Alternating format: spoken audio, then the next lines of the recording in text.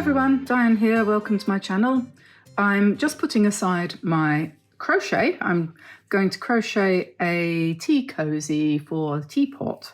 This is something I like to do to relax. So I have been doing that this morning instead of painting. Aren't I naughty? I'm going to put that aside.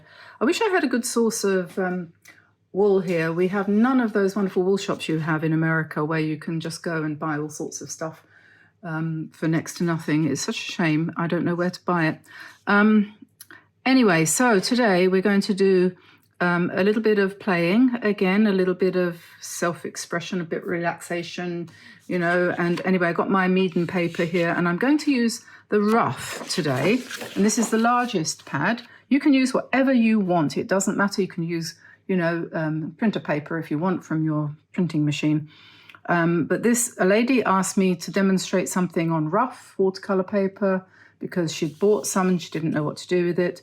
You can do anything with it. The only thing it's not good for really is for doing fine lines with liners, you know, the sort of fine liners, these kinds of things. They don't work very well on a rough surface, but everything else does.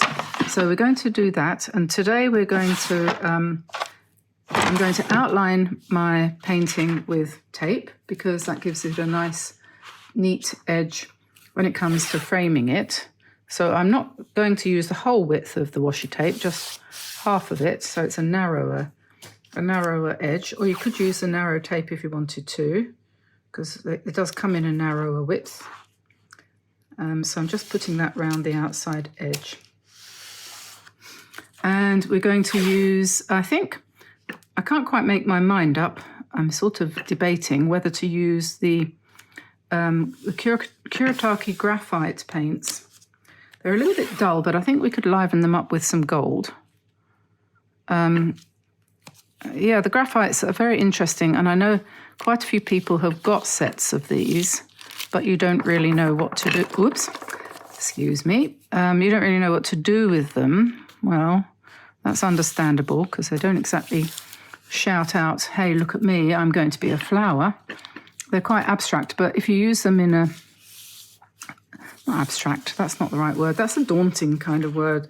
One of my followers said, I'm afraid of doing an abstract because I might do it wrong. I don't think I'm a good enough painter for that.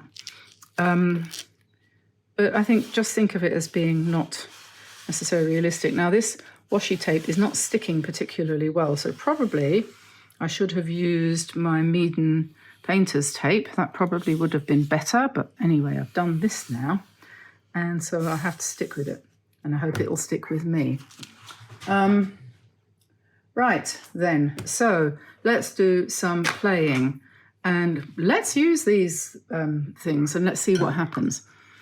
I've got this set here of Kuretake graphites, and they come in 6 different shades, and they are roughly these colours here. So there's a sort of reddish brown, grey, and blah, blah, all very neutral kind of looking. But maybe we can liven them up. You don't want to use them too thick. What you want to do is use them lightly. And this is watercolour for everyone, right? So we'll start near the top and think landscape, just think sort of landscape, and let's find the one that's roughly blue. That's roughly blue. I think I might add a little bit of indigo to that to make it a bit bluer. And then I'm just going to draw across here a kind of top of a mountain landscape, and it's in the distance, so it's quite light in colour. So that's my first line. I was just listening to ABBA on Tinternet. Remember ABBA? If you change my mind, I'm the first in line. Take a chance on me. Anyway. So what you're going to do is you're going to pick up different colours one after the other and come across like this, just touching the one above a little bit sometimes, or not, as case may be, and just pick up these colours randomly And we'll do some thin ones and let it run like that. See how that runs? And just let your imagination do its thing. Well, you don't even have to work that hard, actually. You don't have to imagine anything. You can put, yes, I'm going to take that one across like that. Then I'll put a bit of indigo in that, make it a bit bluer.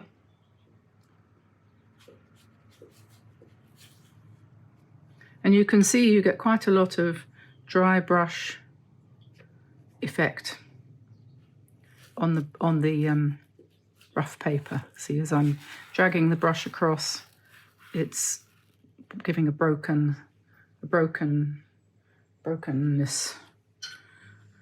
If you see what I mean. Yeah, so all I'm doing, I'm mixing a little bit of blue into some of these because I don't know, because that's what I feel like doing.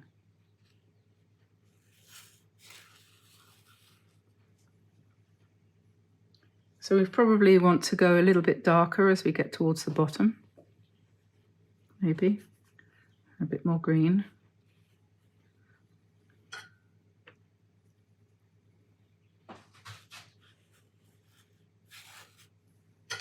You could be using a bigger brush if you wanted to. The cat's tongue, for example, in our set, or any cat's tongue, would give you a different effect.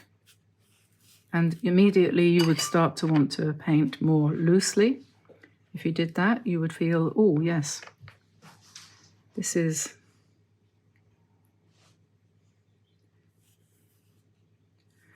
more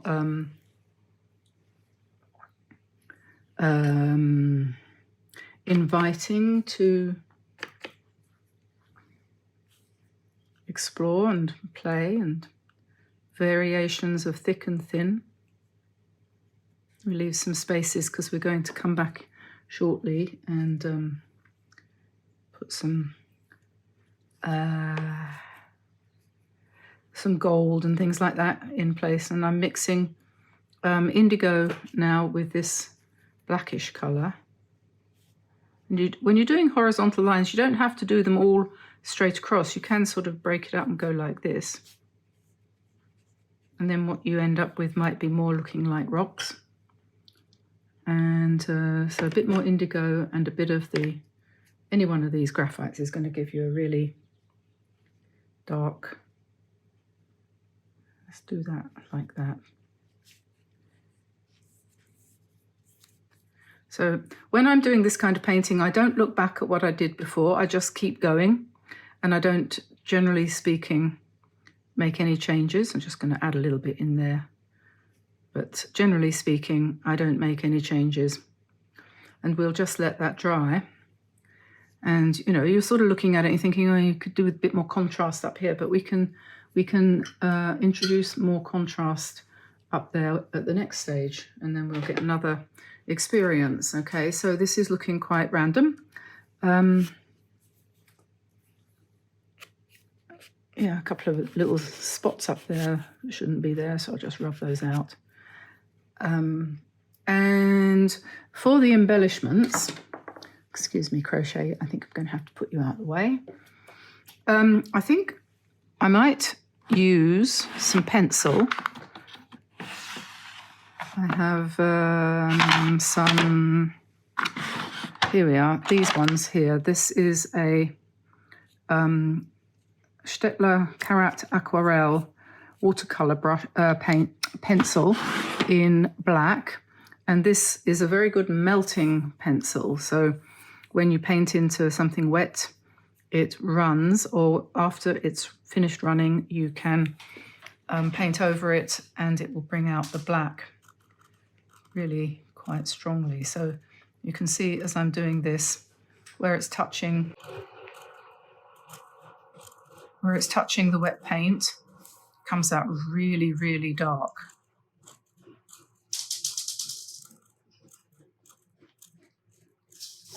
So we're just playing here. You could paint anything You could, if you think, oh, this looks like rocks, then maybe you might want to do this. And as you know, I have absolutely no idea where this painting is going or where it came from. You just have to start and then let it continue, I think. So this is kind of looking a bit like a stone wall. It's obviously something that is in my psyche.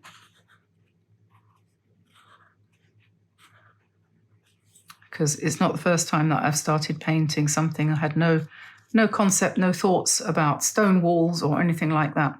And then all of a sudden a stone wall appears. So maybe I was a Yorkshire lass once upon a time. And I'm going to put in some vertical lines here, which could be considered as organic plants. I mean, I might put gold on the ends of these stems in a minute. So we'll just do some of this.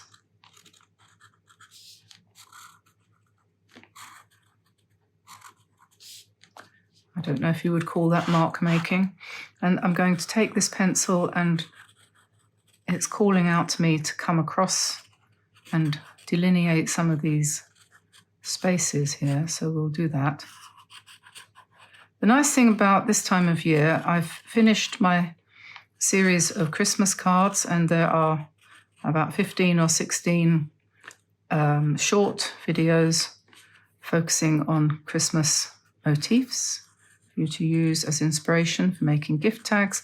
I've just finished putting my gift tags on my parcels that I have got so far wrapped up. I'm ahead of myself this year. I decided I would be. Anyway, so I've done all of that, and we've painted a few Christmassy type of paintings. And now, because fewer people are watching at the moment, I can do what I want. It doesn't matter. It doesn't matter if nobody watches. I'm just going to paint for myself for a little while and see what comes out of it. Okay, so there's that. I'm thinking I need something in the sky, I have to say. Not sure what, but I think it needs to be painted in a colour. So maybe the indigo, nice and loose. So we'll put that up there.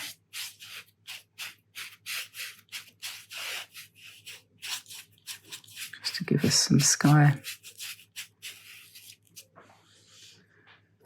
Okay, now I'm going to put the hairdryer on it, dry it, and then come back with things like gold. Now, we don't want this to look too much like a landscape. So, or we don't want it to look too seriously landscape-ish, do we, really? So I've got my Craftamo size 14 brush here, and I'm going to put some gold lines. Wouldn't it be wonderful if the planet was full of gold lying on the surface? We've got gold and we've got silver here, which is quite nice. And we're just going to sort of go with the flow. Also got sort of bronze too. Some lines we can make them go all the way over. Some lines we can stop part way. And where it's really dark, it's lovely to put these beautiful, luscious splashes with a kind of leafy, a stony. I'm going over some of this. That's one of the good things about this opaque paint from Kuretake. If you're not happy with what you've done, or you don't feel it was what you intended, just paint over the top of it and allow some of it to show through, because that was your intention in the first place. But then just, improve on it or change it, whatever you feel is necessary. So I'm just doing lots of horizontal lines coming and going. Maybe down here we might do some silver dots.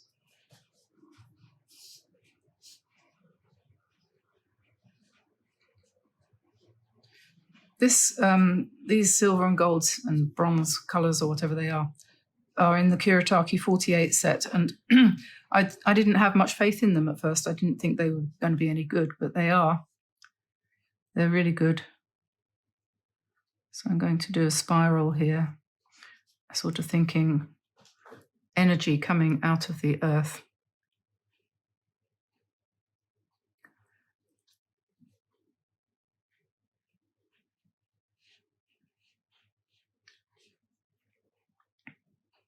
So just keep building it up. You can use silver, you can use gold, you can break some of your lines by putting dots on top of them if you feel they're too, and then, or you could also come back in with your pencil again and do more. And if you do some like that and then you take a brush with just a bit of water on and you wet them, you'll see that they go really dark. You see, so if I was to do, let's say there's a line here already, I'm going to do another one on top, so like that, and then you just wet it. It's like magic.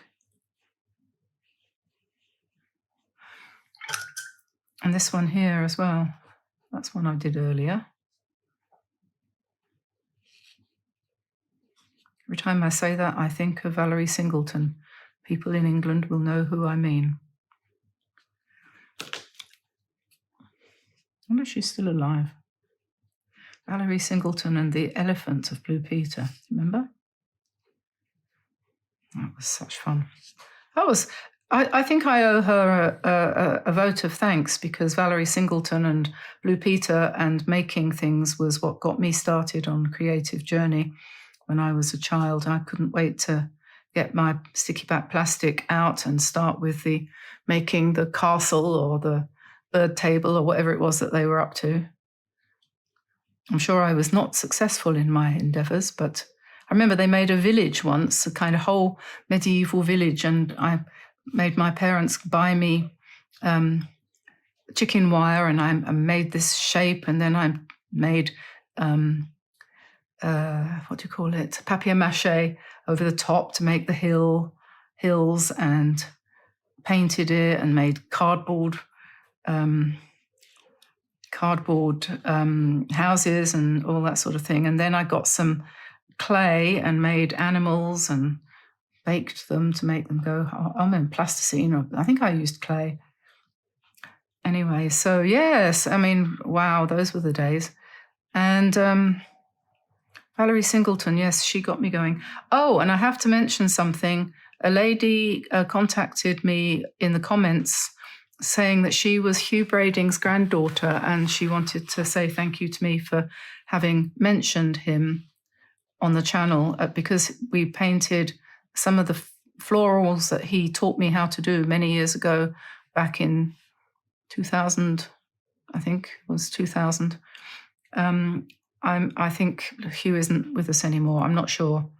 But anyway, I just wanted to mention that there is a video. I'll link it at the end of this one for you to go and have a look at, that I painted, which I painted with him. He taught me how to do it, and I mention him in this video. And he was a wonderful artist in New Zealand, and he was mostly a brilliant teacher. And he came to England and taught a course with me. He stayed in my house and he taught my art group, did a course with us, and it was lovely.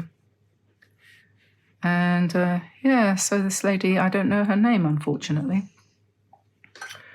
contacted me and said, "Oh, I'm Hugh's granddaughter. I wonder if she paints." I'd love to hear from her again. Okay, so here we are. Am I going to put anything on the top here? Or I'm just going to leave it for the sky? I don't know. I don't know if I'm finished yet.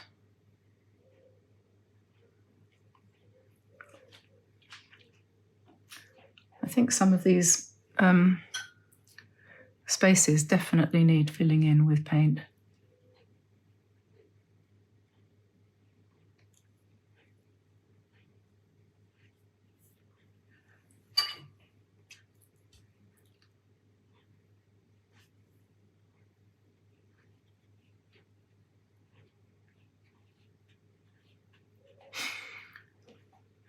Yeah, you never know what's going to happen.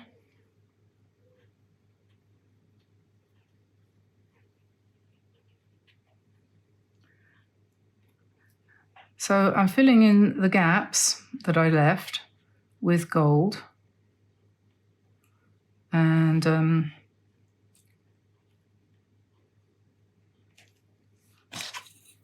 this is becoming quite tapestry-like, isn't it? Maybe we need some dark up here, perhaps. One thing I honestly think is that when you're painting, you're doing something like this, it's best not to think too hard about what you're doing. Just do it, and then look at it when you're done. I did one of these that I really didn't like when it was finished. I thought it was messy and overcomplicated, but it doesn't matter if it's overcomplicated. What does that mean anyway? I cut it up into bookmarks, and it looks rather good. But it probably was fine as a painting too. It's very often the case that I say, I really don't like this, what I've just done. And somebody will say, oh, I really like that. That's really nice. I bet you've had that experience when you paint at home and you say to your husband or your sister or your daughter, look at this piece of garbage that I just done. And she goes, what do you mean? That's lovely. I would hang that on the wall. It's funny, isn't it? I think I mentioned it before, when I was living in Bermuda, we had the American Women's group art club there, and there was this lady, Christine, who did these marvellous chickens, and she painted them, and after she'd painted them, she said, I hate these chickens. They're ridiculous. I can't paint a chicken to save my life. And I thought they were really, really lovely. They were so full of character, just like chickens are. And so she gave me one of them and said, you can have that. I don't want it. I'm like, I've still got it. That's 25 years ago now. I've still got it. Okay, so in the distance, I'm going to make it more silvery, but we will fill in these gaps. But silver in the distance because, it's the mists of Avalon.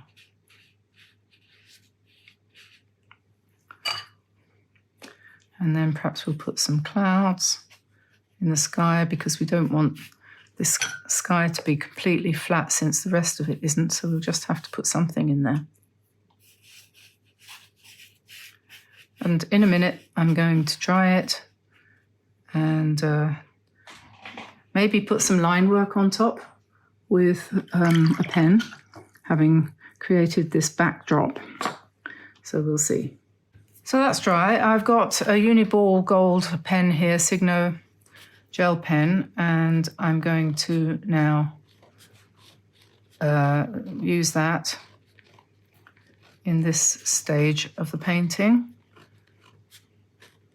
And these clearly this must be a plantation of trees in the distance. You know how they used to do that in England, especially I always remember in Wales and up in the north. The Forestry Commission after the war planted, perhaps inadvisedly, lots and lots of coniferous pine forests that were planted to cover the ground as quickly as possible, and everyone hated it because nothing grew underneath it. And in the end, I think most of them were taken down. And I don't know what grows there now. Probably housing estates, I expect. Perhaps people who still live in England can tell me. So where it's dark, I'm going to come in with the gold pen and lighten it up in various different ways. Whatever you can think of as a design is what we should do. So whatever comes to mind, whether it's wavy lines like that, or you can do cross-hatching like that, close together, further apart, like a tartan or whatever. You can do circles, lines to follow the contours. And all the time I'm doing this, I'm thinking of, you know, parts of the world. I think, is it Virginia? I'm not sure. Somebody can tell me. I don't know that much about America, but where they have a lot of mining. And I always imagine if you could take a slice through the countryside that you would see all these wonderful deposits of coal and gold, sort of black gold. So these silver ones here need to be made into trees.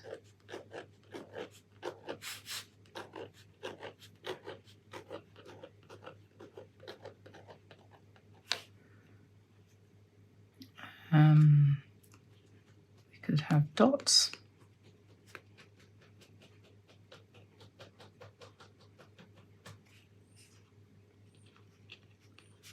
We could have spirals. Spirals are always good.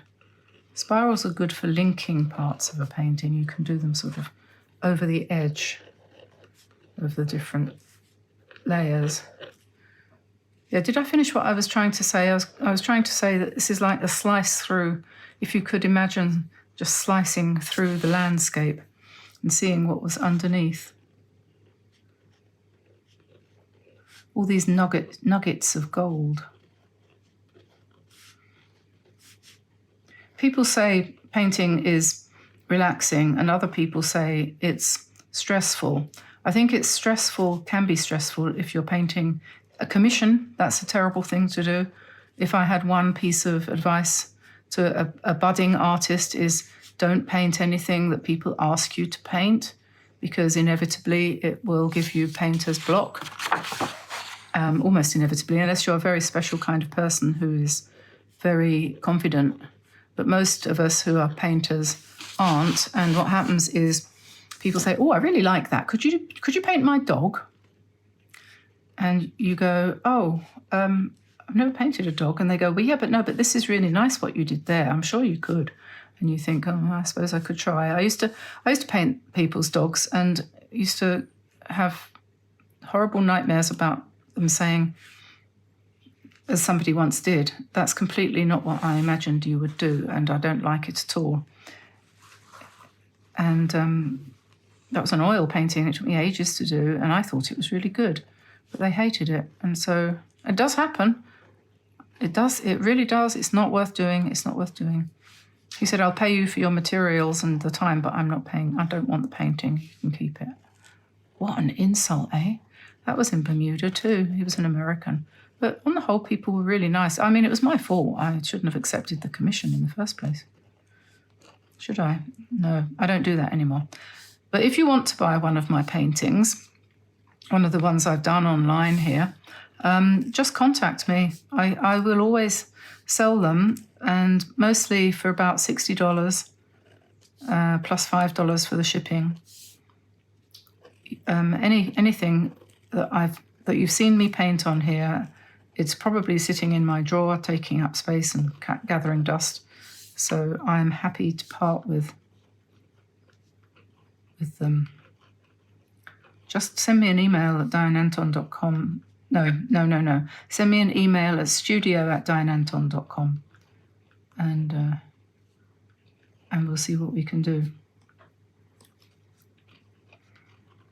I haven't put any leaves or any flowers in here because this is a slice through the landscape.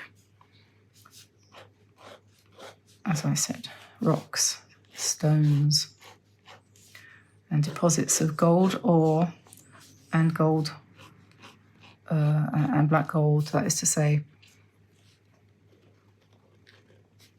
oil, sort of drops of oil here, black gold. Now, I was going to say, if you do an abstract like this, which is just kind of dip into my subconscious, it is relaxing because you stop thinking about what you're going to have for lunch or how you're going to pay the bills or what you're going to get your husband for Christmas, all of which are very laudable thoughts, but they don't want to occupy your mind the whole time. And you start to think about Blue Peter and elephants and black gold and things. I think of my memory as being like a treasure chest, and I've often said to Tamsin, I'm the experiences that I've had in my life, I like to consider them to have been packing them away into my treasure chest, so that when I'm old and I can no longer travel and have exciting experiences, I'll be able to revisit my treasure chest and unpack things and take them out and look at them. And I think I've started to do that now, because I don't want to travel anymore, especially since COVID hit the planet. I'm not that keen on traveling anymore.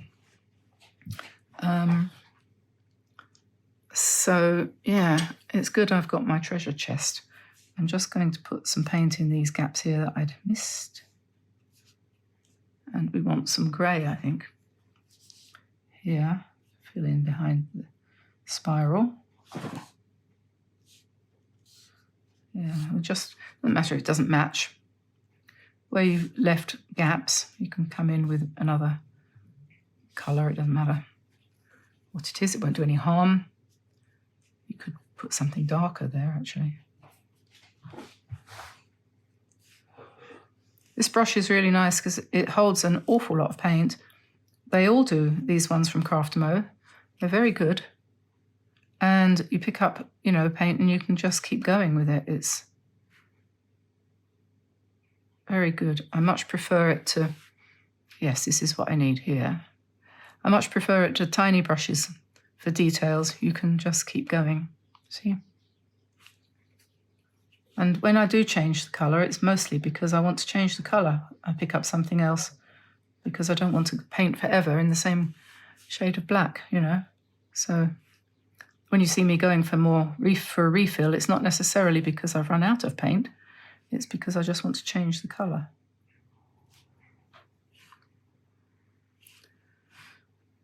Well, I think we're getting close to the end here. I think I'm probably going to call it a day. What is the time? Oh, it's only 20 to 12. I'm early today. Okay. Let me see. Then let's take off the tape and see what this looks like. It's not dry yet. But it seems such a waste of tape, doesn't it? I don't know. But it's very cheap. So there we are. We have a landscape abstract. And I will pop that in a frame in a second and show you what it looks like with a frame around it. I'm quite pleased with that, actually. It doesn't look bad. What do you think? I like this MEEDEN paper. If you're interested, this is rough, MEEDEN rough, right? So, and it's on a block, so you don't have to worry about taping. I only taped to give myself an edge, an edge in the sense of a border around the outside. So it's MEEDEN watercolor paper. It's 100% cotton. It's 300 grams per square meter, or approximately 140 pound paper. And this is the rough texture. They also have cold press and hot press, which is nice and smooth, but not too smooth. And yeah, I do recommend that. So pop over to meedenart.com and don't forget to use our code Diane10 and you'll get an extra 10% off. And I do think that they've got a special offer on at the moment. A lot of their stuff is reduced in any case, but our 10% comes off on top of that. So there we are. Don't forget to like and subscribe, and do consider joining Patreon. Our Patreon, go to Patreon and search for Diane Antone Studio. We are building that up. We're adding lots of new perks. There's another level now. In fact, there might even be 2 more levels, higher levels that you might want to explore. And yeah, you'll find it very interesting. It starts with $3 a month subscription. And I'll be giving away at the higher level, be giving away 1 painting a year and offering a couple of, what do you call them? When you look at a person's painting and tell them what's good about it and what's not so good. Critiques, that's it, critique.